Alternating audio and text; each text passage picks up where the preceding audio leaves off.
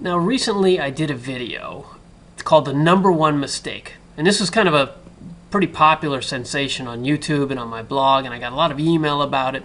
And I talked about the number one mistake. And so, of course, when they do a good video like that, a bunch of people then write and say, well, what do we do about this?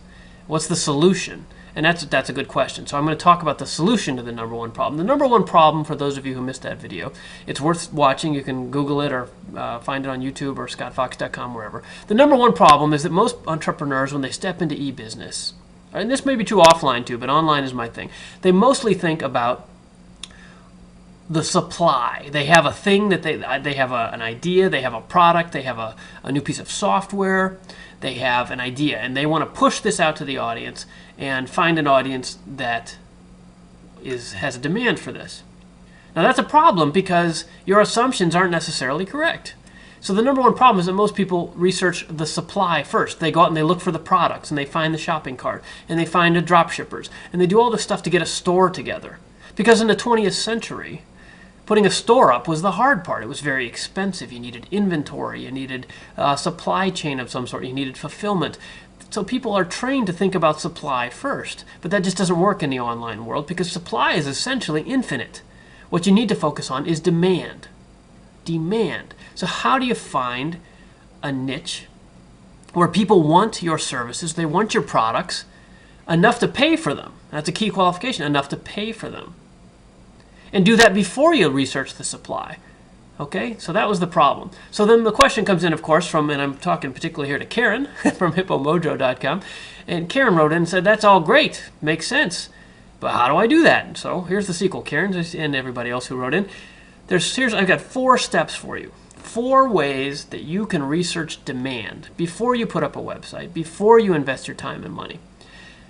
Now, putting up a website, of course, is a lot less expensive and a lot less risky than it was to put up a business, a full-blown storefront, bricks and mortar and all that in the 20th century, but I still don't want you wasting your time. As an online marketer, as an online business owner, the number one asset you have is your time. There's no time for you to waste putting up a store full of products that nobody wants. So how do you research demand first? Here's 4 steps for you. 4 free steps. 1, talk to people. Don't just do this in your head. I know that's real simple and obvious, but a lot of entrepreneurs, people starting a new business, they get so excited about a thing that they don't talk to anybody. Or if they do talk to people, the people that they talk to are their friends and family. And of course, their friends and family aren't going to shoot you down. They're trying to be supportive. If you say, what about my new store? I'm going to sell imported rugs from Mongolia online. I love these rugs. They're so beautiful.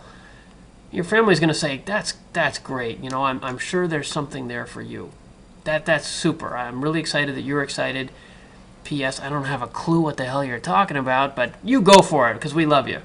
That's helpful, but not in a business sense. You need to talk to people. So talk to people who might actually give a damn. People who are in your target market. That's 1. 2, how do you do that? Well, start by running a survey. SurveyMonkey.com is a great resource. This is a $19.95 a month service where you can put up a survey on the internet, really sophisticated survey tools, but they make it really easy for you to use. So they're sophisticated and powerful and yet easy to use. So you don't need to understand how the thing works like most websites. You can just write a bunch of questions like in Microsoft Word or an email and then paste them into this survey and put it up on the web, and that will give you a link, and then you can email that link out to people or post it on your website or take out, this is my next step, take out text ads and invite people to take the survey and get some objective feedback. That's my point here. You need objective feedback.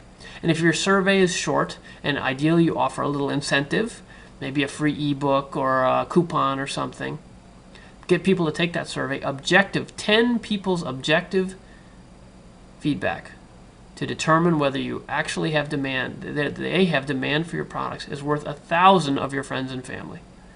So don't just talk to your Facebook friends, because those people by definition have common interest with you. You got to get out there beyond your immediate social circles.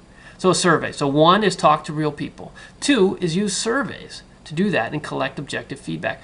3, use tools like Google's traffic estimator.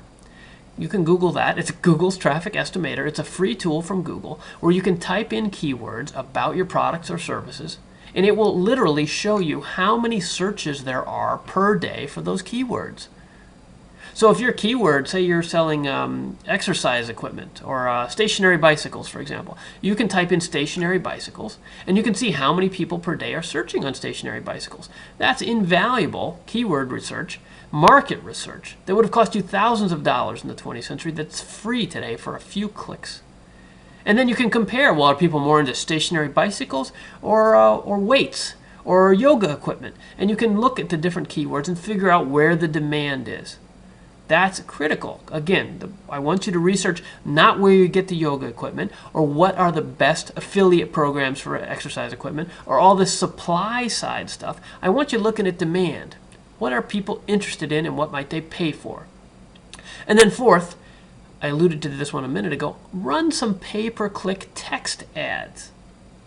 All right, go into Google's AdWords or maybe Facebook's text ad system and put together some short ads that say things about your new products and services and see how many people click on them.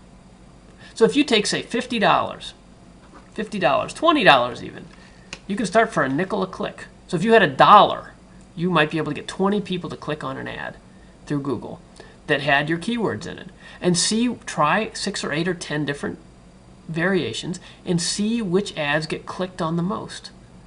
So if you did 2 ads about stationary bicycles and 2 ads about yoga equipment and 2 ads about weights and free weights and Nautilus, and then see what reaction you get. That's going to tell you right away, just from the mere click, what people are most interested in. And if that click then leads to your website where, hey, there might be a survey, those who are actually interested might give you even more feedback. And if you spend just a few days, say a week, if you took a week and $50 and ran through those 4 steps, you will be way ahead in terms of actually determining if anybody's going to give you money for your product, whether you can make any money at this. So instead of spending 6 months building a website and tweaking and the logos and the HTML and believe me, I know. Don't be a tweak freak. Do some research and figure out if anybody gives a crap. That's what you got to do. You got to look out there and see if there is demand for your products. And then if there is or there isn't, you can react and you can tilt it. And it looks like, oh, well, nobody cares about weights. Everybody's into yoga this year. Well, maybe I wasn't that into yoga, but it sounds like maybe I should be. And that's valuable information for you, priceless, in fact, because as I said, your number one asset in today's attention-starved economy, your number one asset is your time. And I'd like to see you use your time most effectively. So those are my 4 steps. One more time, talk to real people. Run a survey. 3 is use keyword tools, like Google's free traffic estimator, keyword research tools to determine keyword search volume. And 4, run some ads. Text ads to see how many people click on which variations of the ads. You put those 4 steps together and you will be 1,000 miles ahead of anybody who put up a business 10 years ago and ahead of 90% of the entrepreneurs who start new websites today. And this is true, by the way, for products that you're marketing as well. You don't have to just have a new business here. This is for tweaking different products and even doing variations in the marketing copy or approach or even package design for existing products. All useful tools, inexpensive, that can help you make more money online. That's what we do here at the Click Millionaires Show every Tuesday at 11 a.m. Pacific, 2 p.m. Eastern. I'm Scott Fox, and this is the Click Millionaires Show at clickmillionaires.tv. Thanks to our sponsors today of Site Build It and clickmillionaires.com. The free online coaching trials are still available for another week. And if you like this sort of thing, please tune in every week and visit me at scottfox.com. Sign up for my free email newsletters. And we'll be back in just a second with more.